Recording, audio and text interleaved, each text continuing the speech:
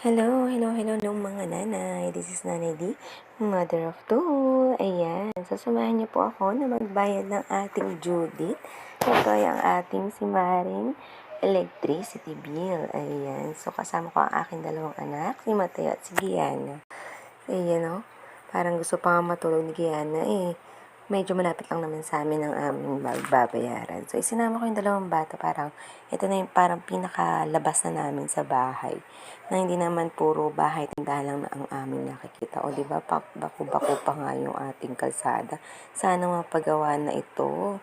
Kasi sana naman, highway na highway, pero sila-sila ang kalsada. So, ito na nga, dumating na tayo sa ating pagbabayaran. Andito tayo sa NECO.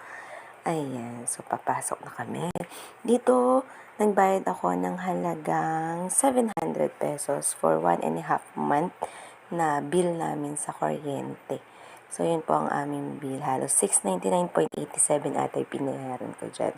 So, exact 700 ang binayaran. Ayan, so, nakapagbayad na kami. Wala namang pila, kaya mabilis na kami nagbayad. So, uuwi na kami. Ayan. So, kahit paano nakakita kami ng ibang ambience.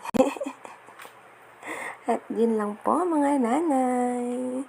O, di ba nakalibot-libot kami ng kaunti kahit sandali lang.